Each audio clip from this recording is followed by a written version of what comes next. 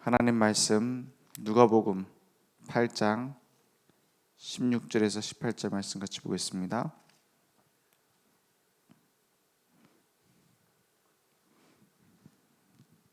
누가복음 8장 16절에서 18절입니다.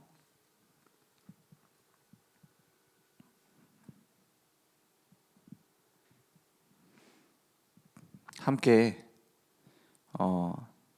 세 절 같이 읽겠습니다.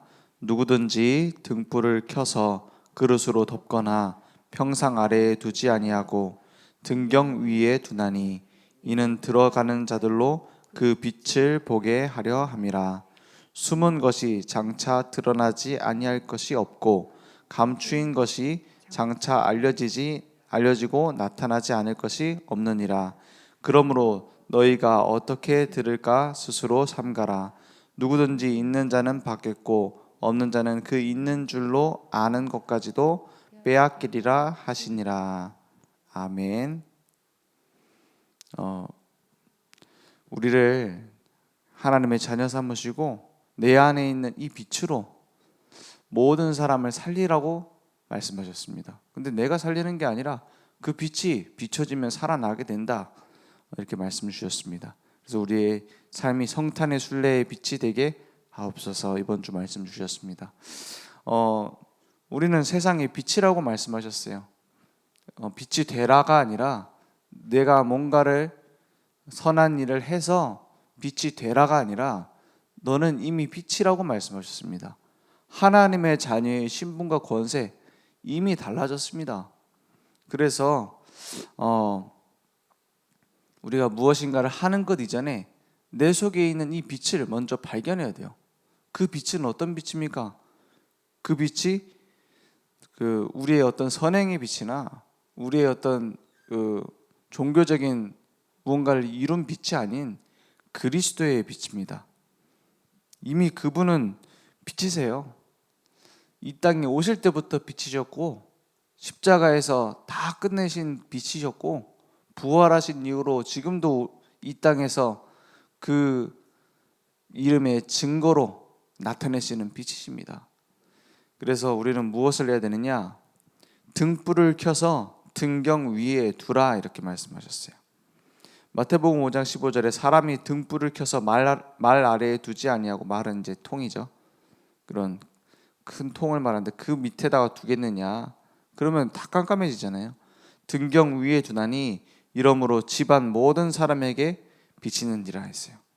모든 사람에게. 모든 사람이 보고 살아나는 겁니다. 누가복음 8장에는 16절에는 이렇게 말하고 있죠. 들어가는 자들로 그 빛을 보게 하려 함이라 했어요. 들어가는 자들로. 모든 사람, 모든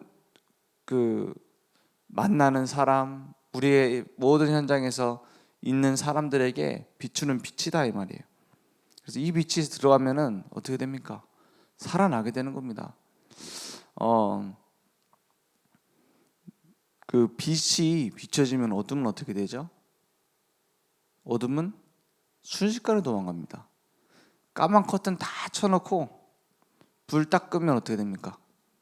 깜깜해요. 아무것도 안 보입니다. 그 막 반짝반짝거리던 게 다 없어집니다. 그죠? 빛이 없으니까. 그 어둠 가운데서 어둠아 물러가라 아무리 꽹과리 쳐도 막 데모를 해도 물러갑니까? 안 물러갑니다. 뭐 하면은 물러가죠? 스위치 탁 키면 돼요. 그러면 빛이 쫙 비칩니다. 그렇게 안 해도 핸드폰 프레시 하나 켜도 어둠은 어떻게 되죠? 순식간에 없어집니다. 그죠? 그게 빛이에요. 그 빛이 비추면 모든 흑암 세력은 완전히 무너지는 겁니다. 그죠?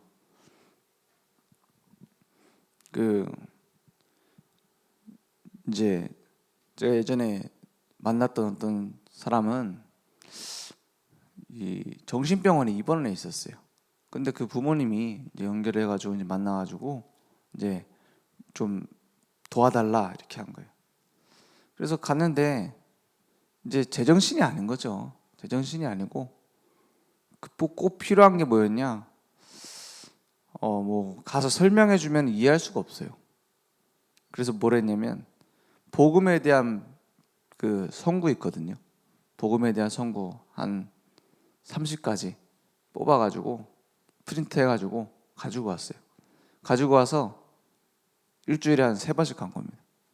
일주일에 3번씩 가면서 그 30개를 하나씩 설명을 했어요. 이건 이런 뜻이다. 계속 읽어라. 하루 종일 이걸 계속 읽어봐라. 그래갖고 계속 만나서 그 말씀을 전달했어요. 그냥 내 얘기 없고 그냥 그 성경 구절이 무슨 뜻인가 그것만 딱 얘기를 했어요. 매일 일주일에 3번씩 가가지고. 그래 나중에는 그 사람이 정신병이 탁 나았느냐? 아니에요. 막 크게 변하고 이러지 않아요. 근데 나중에 뭐라고 얘기를 하냐? 내가 왠지 모르겠는데 이 말씀을 보고 있으면 뭔가 마음이 평안해지는 것 같다는 거예요. 막 이 사람의 상태가 확 좋아지거나 이런 것도 아니고 막 갑자기 태어나고 난 이제 복음 잘한다 이것도 아닌데 뭔가 이 말씀을 딱 보면 안정이 된다는 거예요. 그리고 나서 그 주변에 있는 교회에 연결이 됐어요. 연결돼 가지고 나중에는 이제 정신병원에서 나오게 됐어요. 됐는데 물론 왔다 갔다 치료는 하고요. 그렇게 하면서 이제 미션홈 들어가고 살면서 하는데 여전히 거기 있는 그 교회에 있는 교육자랑 얘기를 쭉 듣는데 여전히 사고 쳐요. 여전히 사고 치는데 이제 막 발작도 하고요. 그러던 어느 날 이제 점점 나아지기 시작하는 거예요. 물론 갑자기 한 번씩 터지고 막 이렇게 하죠. 막 상태 이상해져가고 터지고. 그러다 나중에 이제 계속 집회를 오더라고요. 집회를 와가지고 이 사람이 갑자기 달라지는 게 아니고 어느 날 저를 이제 본 거예요. 몇 번씩 인사하다가 나중에 와갖고 제 손을 딱 잡고는 진짜 내 생명을 구해줘서 고맙다고 이렇게 감사 인사를 하더라고요. 그걸 보면서 느낀 점이 뭐였냐면 저는 한 게 아무것도 없거든요. 그 말씀을 제가 했습니까? 누가 했습니까? 성경에 있는 말씀인데, 그죠? 제가 뭐 설교를 했습니까? 말씀 설명을 해준 건데요. 하나님의 말씀은 살아 있습니다. 하나님의 말씀은 능력이 있습니다. 하나님의 말씀은 우리의 깊은 것까지 치유할 수 있습니다. 그죠? 제가 설교를 한 것도 아니에요. 설명해 줬다. 이게 무슨 뜻이고 여기 단어가 무슨 뜻이고 왜 이런 말씀을 하셨고 그것만 했다니까요. 그럴 겁니다. 우리가 현장에 안 들고 가서 그렇지 말씀 조금만 들고 가면 하나님의 계획이 이루어져요. 그게 빛입니다. 그죠? 빛을 비춘다고 해서 어려운 것도 아니에요. 누구나 할 수 있습니다. 예전에 제가 직접 본 건 아니고 우리 임마누엘 교회에서 굉장히 유명한 청년이었대요. 어느 정도 유명했냐? 류광수 목사님이 바빠갖고 집회를 못 가면은 그 청년을 보내가지고 다락방 이렇게 하는 거다, 전도 이렇게 하는 거다 간증을 시켰대요. 그 청년이 가가지고 청년이 가서 뭘 했냐? 그냥 쭉 자기 한 거 그냥 그 있는 그대로 얘기를 한 거예요. 그런데 막 많은 사람들 은혜 받고 그랬죠. 근데 나중에 이 청년이 커밍아웃을 했어요. 무슨 커밍아웃이냐? 나는 예수가 안 믿어진다. 그랬대요. 그래가지고 그냥 떠나버렸어, 교회도. 막 간증하던 청년이. 그런데 그 사람을 통해서 열매로 이제 구원받고 하나님 자녀된 사람이 너무 많단 말이에요. 막 수십 명이라. 이제 교회에서 이제 제대로 제자가 된 사람만 해도. 그래가지고 이게 어떻게 된 일이냐?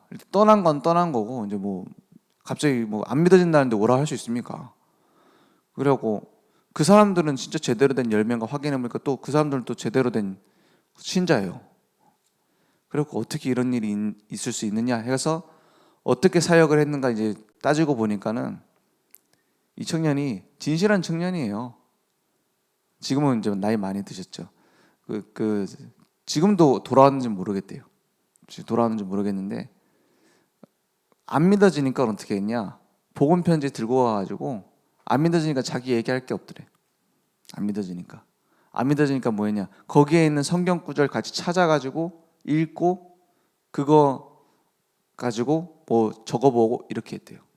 안 믿어지니까 간증할 것도 없고 설명할 것도 없고 그냥 말씀 그대로 가지고 읽은 겁니다. 어떻게 생각하십니까? 열매가 많이 났는데 저는 그렇게 생각합니다. 하나님의 말씀은 그 자체가 빛입니다. 하나님 말씀은. 그럼 우리는 뭐 그러면 예수 안 믿어지는 데도 가서 막 전도하러 다녀야 된다 이 말입니까? 저는 하나님이 우리에게 보여주신 거라고 생각해요. 내가 아직 이래가지고 전도할 수 없습니다. 내 상태가 좀 메롱이라 가지고 못합니다. 이런 핑계를 얼마나 많이 댑니까? 그죠? 예수 안 믿어지는데도 말씀 들고 가는데 역사 일어나는데 너네는 왜 그렇게 많이 제한하고 있느냐? 저는 그렇게 들리더라고요. 맞죠? 그 말씀 자체가 하나님의 능력이고 말씀 자체가 빛입니다. 물론 우리가 먼저 은혜 받고 우리가 먼저 힘을 얻는 것이 당연히 필요하죠. 근데 그렇게 되지 않았다고 해서 나는 할 수 없어라고 주저앉아 있는 것은 아니다 이 말이에요. 이제 하나님의 말씀은 들고 갔는데 내가 하다 보니까 이게 하나님 말씀이구나 깨닫고 은혜 받게 돼요. 그죠? 저는 이게 하나님 말씀이 진짜 하나님의 능력이구나 깨달을 거리가 없었어요. 왜냐? 제가 특별히 아픈 것도 아니죠. 제가 뭐 귀신 보이는 것도 아니죠. 제가 그렇다고 막 말씀 붙잡고 막 뭔가 기도해야 되는 뭐 심각한 뭐 사업을 한 것도 아니죠. 그렇잖아요. 뭐 별 볼 일 없잖아요. 쉽게 말해 큰 문제 없는 건 별 볼 일 없는 거거든요. 말씀을 확인할 이유도 없고. 근데 현장 가면서 깨달았어요. 현장 가서 실제 시달리고 있는 사람들이 이렇구나. 근데 이 말씀이 전달되는데 내가 한 것도 아닌데 하나님의 말씀이 이렇게 일하는구나. 그걸 보면서 참 말씀이 살아있구나 깨닫게 되는 것 같아요. 그죠? 그럼 내가 살아난다니까요. 결국에 그 빛이 비춰지면 누구? 모든 사람에게 비춰집니다. 그죠? 그래서 일어나 빛을 발하라 그랬어요. 일어나 빛을 발하면 뭐가 돼요? 내가 살아나고. 일어나 빛을 발하면 모든 사람 살아난다. 이 빛 앞에 모든 만물이 드러난다 했어요. 요한복음 1장 3절에 만물이 그로 말미암아 지은 바 되었으니 지은 것이 하나도 그가 없이는 된 것이 없느니라. 그 빛 앞에 숨을 자가 없습니다. 로마서 11장 36절에 만물이 다 주에게서 나오고 주로 말미암아 주에게로 돌아갑니다. 그에게 영광이 세세히 있을지어다 이랬어요. 모든 만물이 그 빛 앞에 살아나게 되는 겁니다. 그 빛 앞에 드러나게 되는 겁니다. 그래서 하나님의 말씀은 살아있다고 했어요. 그 살아있는 것을 확인하려면 어떻게 해요? 일어나 빛을 발하라. 우리 렘넌트들 중에서 그런 고민하는 아이들이 있을 거예요. 나는 태어나면서 렘넌트고 태어나면서부터 교회 갔고 특별히 말씀을 체험할 일이 없어요. 그러다 보니까 말씀이 맞기는 맞는 것 같은데 예수는 그리스도인 것 같은데 내게 뭐 체험이 없으니까는 답답하다 이런 사람들 많을 수 있어요. 너무 어릴 때부터 그냥 복음 듣고 막 시달린 게 없다 보니까는 어떤 사람은 뭐 예수 믿고서 막 귀신이 막 도망가고 막 그랬다라는데 나는 뭐 느껴지는 것도 없고 막 심각한 문제가 있다가 예수 믿고서 치유돼가지고 그 증거로 이제 증인됐다고 하는데 난 그런 것도 없고 이런 고민하는 렘넌트들 좀 있을 수 있어요. 저도 그중 하나였고 그런 거 보면 부럽더라고요. 막 시달리다가 예수 믿었다 그러면 막 체험이 있잖아요. 확실한 거 막 증거하잖아요. 나는 그런 것도 아니고 그냥 교회 다녔고 근데 나중에 가보니까 아니에요. 그런 사람은 또 그런 사람대로 증인이 되고 나는 또 이런 별 볼 일 없는 렘넌트는 별 일이 없었던 렘넌트들은 그 복음이 딱 내게 동기가 없어요. 막 내가 이거 갖고 고쳐야겠다 이런 동기가 없다 보니까 그냥 뿌리 내리긴 좋아요. 그죠? 막 그러면 흔들리지 않죠. 특별히 예수 믿은 이유가 없으니까는 예수 안 믿을 이유도 없는 거예요. 그죠? 병 고침 받아갖고 예수 믿는 사람은 안 고쳐지면 좀 믿기 좀 싫잖아요. 왜냐? 그것 때문에 예수 믿었으니까. 그러면 그거를 넘어서지 못하는 사람들 많아요. 그래서 자꾸 문제 오면 흔들리고. 무슨 얘기냐? 내 능력과 내 체험과 내 어떤 경험 상관없습니다. 내 안에 그리스도가 계시다면 그리스도의 증인될 자격이 있어요. 맞죠? 이 빛을 조금씩만 비춰도 작은 빛, 내가 좀 연약해도 그 빛이 비춰지면 어둠 가운데 있는 사람은 보고 나오는 겁니다. 그죠? 운동장에 가가지고 주변에 조명이 하나도 없어요. 그러면 후레쉬 딱 키면은 전체가 다 보이나요? 저 끝에까지 보이나요? 안 보여요. 그죠? 막 전 세계가 밝아지나요? 그 빛으로? 아니에요. 근데 그 빛을 어둠 속에 있는 사람은 어떻게 하죠? 보고 나올 수 있어요. 맞죠?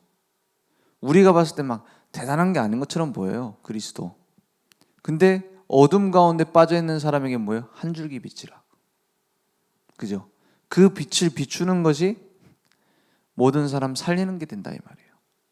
우리가 봤을 때는 별거 아닌 것처럼 보이고 예수 믿는다고 하는데 사실 불신자가 또 부럽고 이런 처지에 있을지라도 이 생명의 빛이 필요한 그 사람들에게는 그게 살 길이란 말이에요. 그것을 우리가 확인하다 보면 이 빛의 가치를 아는 겁니다. 그래서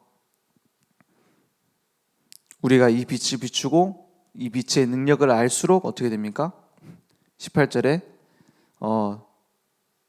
있는 자는 더 받겠고 없는 자는 그 있는 줄로 아는 것까지 빼앗기리라 했어요. 이게 무슨 말입니까? 이 복음을 그 능력을 깨닫고 누리기 시작하면 가면 갈수록 어떻게 됩니까? 깨달아집니다. 이게 어마어마한 가치구나. 그죠? 점점 알게 된다니까요. 처음에는 모르는데. 그래서 하나님의 자녀의 신분과 권세 아무도 빼앗아 갈 수 없습니다. 예수 믿는 자는 영생을 얻고 하나님의 자녀가 됩니다. 그래서 우리 자녀들에게 우리 가정에 비추는 빛이 됩니다. 그래서 내 안에 있는 성탄의 빛으로 승화시키자 했어요. 이 빛을 그냥 내가 갖고 있지 말고 모든 사람에게 비추는 겁니다. 세상에서 가장 귀한 것이 복음입니다. 왜냐? 우리를 만드신 분께 돌아가는 게 복음이니까. 그 생명이니까. 하나님의 자녀에게는 그러면 뭐 특별한 응답이 있습니까? 우리 인생의 주인이 달라졌어요. 그 빛으로 우리 인생을 살리시는 겁니다. 그래서 요한복음 8장 12절에 예수님이 이렇게 말씀하셨어요. 나는 세상의 빛이니 나를 따르는 자는 어둠에 다니지 아니하고 생명의 빛을 얻으리라 했어요. 생명의 빛입니다. 살리는 빛입니다. 이 생명의 빛을 어디서 깨달을 수 있어요? 어둠 가운데 한번 산에 올라가 보세요. 어둠 가운데 산에 올라가 보라요. 다 깜깜합니다. 막 짐승 소리 들리고 그러면 어떻습니까? 거기서 한 줄기 빛을 딱 봤다. 그것만이 소망입니다. 그죠? 오늘 나의 인생의 유일한 소망, 나의 생명, 예수가 그리스도입니다. 그게 다예요. 그래서 많은 신앙생활 했다고 하면서 예수가 나에게 어떤 분인가 그게 없는 사람 너무 많아요. 예수가 나의 그리스도가 돼야 돼요. 예수가 다른 사람 그리스도가 아니라 저 사람은 저렇게 체험했다더라. 저 사람은 저렇게 예수를 믿고 이렇게 달라졌다더라. 그 남의 얘기가 되면 안 돼요. 나의 그리스도로. 나의 생명의 빛으로 확인되면 가치가 발견됩니다. 그죠? 그 가치를 발견해야 통하는 거 아닙니까? 이 보석이 가치가 있는지 모르는 사람은 다 뺏깁니다. 그죠? 실제로 있었던 일이잖아요. 좀 미국으로 개척한다면서 서부 개척 시대 해가지고 막 들어가는데 인디안들이 보석을 갖고 놀더래잖아요. 그리고 그 보석이랑 그냥 뺏을 수는 없으니까는, 그냥 뺏으면 전쟁 나잖아요. 그냥 뺏을 수 없으니까는 막 사탕 이런 거 주면서 막 다이아몬드 이런 걸 바꿨대요. 그 더 맛있으니까. 그 가치를 모르니까 어떻게 합니까? 다 뺏겨버린 거예요. 그죠? 어마어마한 막 금맥 다 뺏겼잖아요. 왜요? 가치를 몰라서. 우리에게 진짜 가치 있는 게 뭡니까? 쉽게 말해 내게 제일 소중한 게 뭡니까? 그것에 따라서 응답은 오게 됩니다. 그것에 따라서 응답 온다니까. 세상 것을 다 내가 소중하게 붙잡고 있습니까? 거기에 따라 응답 옵니다. 정말로 나에게 복음이 소중합니까? 거기에 따라 응답 옵니다. 그래서 복음 안에서 말씀의 능력을 체험하자 했어요. 우리가 막 특별한 체험을 해야 된다 아닙니다. 말씀을 붙잡고 누리고 있으면 체험되어져요. 강단 말씀을 듣다가 예배 드리다가 체험하는 게 가장 좋아요. 근데 막 죽을 병 걸렸다가 예수 믿고 나왔다. 그 체험보다 훨씬 좋은 게 예배 드리면서 은혜 받는 겁니다. 그죠? 그래 지속하는 신앙생활이 되는 겁니다. 그래서 성탄의 빛으로 어둠에 비추는 겁니다. 모든 사람 살리는 지금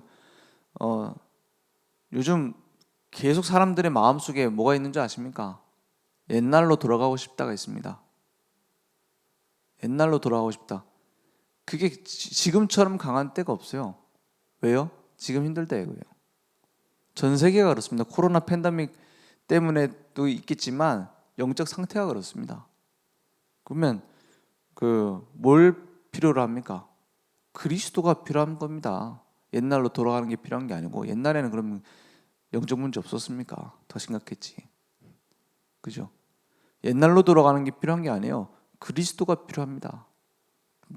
이게 우리에게 딱 누려지면 살리게 되는 겁니다. 그래서 하나님의 말씀은 지금도 살아 있습니다. 지금 뭐 성탄절 다 됐는데 지금 우리가 무슨 말씀 보고 있죠? 누가복음하고 예레미야 애가서를 보고 있어요. 성탄 기뻐야 되는데 애갑니다. 그죠? 이게 우연입니까? 아니라고 생각해요. 그죠? 지금 뭘 가져야 될 때요? 눈물이 뭔지 알아야 돼요. 그렇지 않습니까? 2022년 막 기쁨으로 시작할 수 있습니다. 근데 기쁨보다 더 중요한 건 눈물입니다. 왜요? 거기서 시작해야 돼요. 하나님이 무엇으로 눈물을 흘리고 계시는가? 그죠? 이 시대를 보고 예레미야서의 눈물과 예레미야 애가서의 눈물은 다른 눈물입니다. 앞으로 올 재앙이 오는데 복음으로 돌아가지 않는 것에 대한 눈물이 예레미야였다면, 예레미야 애가는 그것 때문에 완전히 처참하게 무너진 시대를 보며 흘리는 눈물입니다. 그죠? 어쩌면은 예레미야 애가가 쓰여졌던 그 시대가 지금 시대와 같을지도 몰라요. 교회가 무너지고 모든 사람들이 무너지고 시대가 무너지는 시대입니다. 그래서 우리에게 한 가지를 회복하라고 말씀하셨어요. 이 생명의 복음. 오늘 그 가치가 발견되어지고 정말 하나님과 눈물이 통하는 응답이 있기로 합니다. 기도하겠습니다. 하나님 감사합니다. 하나님께서는 가장 필요로 하시는 생명의 복음, 완전한 복음을 우리에게 주셨습니다. 이 복음을 전할 증인으로, 그리스도의 제자로 우리를 부르셨습니다. 그래서 이 빛을 가둬두는 것이 아니라, 감추고 있는 것이 아니라 비추는 응답이 2022년 새롭게 시작될 수 있도록 주님 역사해 주옵소서. 지금은 우리 주 예수 그리스도의 은혜와 하나님의 무한하신 사랑하심과 성령님의 내주 인도 역사 충만하신 은혜가 오늘 하나님의 말씀을 붙잡고 하나님과 눈물이 통하는 제자로 쓰임받을 우리 모든 전도자들 머리 위에 온라인으로 모바일로 함께 예배드리며 이 생명의 복음이 전달되어 그 빛을 비춰질 우리 모든 늘 좋은 교회 그 현장과 후대 위에 그 사업 위에 지금부터 영원토록 항상 함께 있을지어다. 아멘.